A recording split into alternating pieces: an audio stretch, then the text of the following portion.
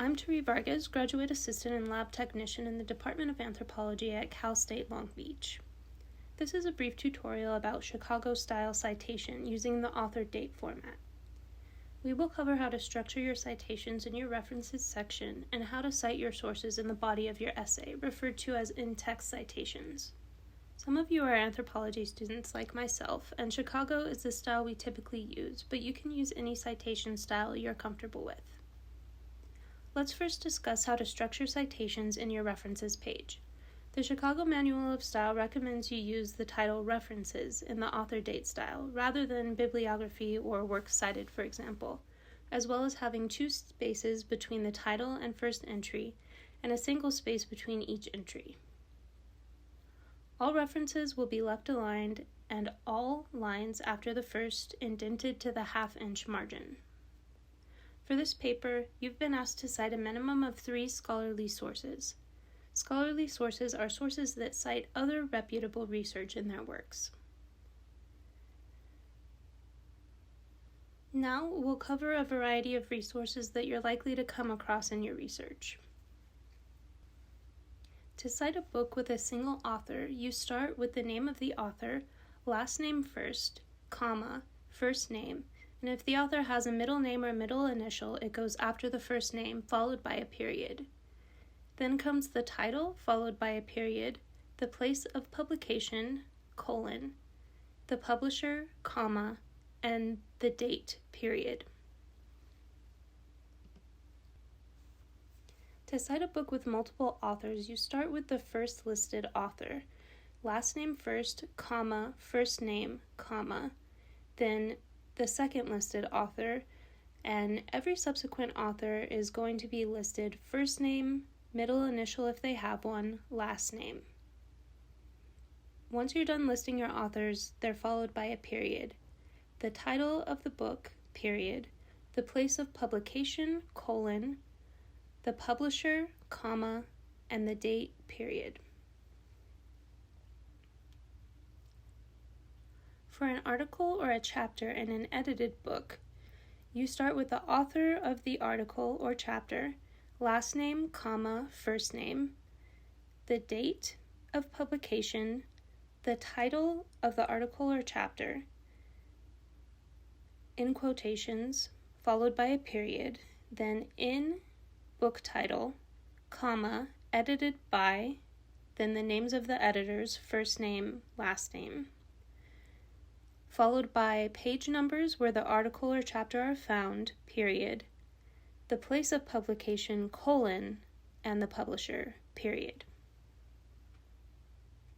To cite an article from a scholarly journal, you start with the author, last name, comma, first name, period, the article title in quotation marks, period, the name of the journal in italics, the volume number, comma, the issue number, the date in parentheses, colon, and the pages, period.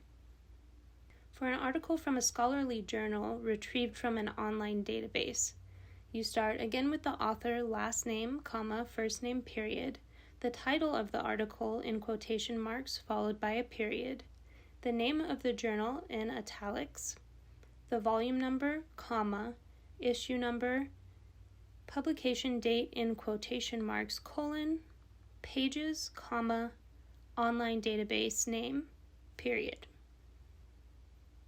For an article from an online journal, you start with the author, last name, comma, first name, period, the title of the article in quotation marks, period, the name of the online journal in italics followed by the word website, comma, the date of publication, period, and the digital object identifier.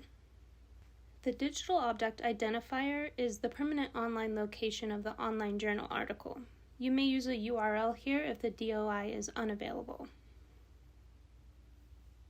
Next, we'll look at citing your own work. This may look like an interview or a past assignment you've completed. For an interview that you conducted, you'll cite your interviewee's last, then first name separated by a comma and followed by a period, the interviewee's role, comma, write interview with, and your first and last name as the interviewer, followed by a period, the date the interview was conducted, followed by a period. If you have a location where a transcript or recording of the interview can be found, it will come after the month and day. Additionally, if this information is housed online, provide a URL.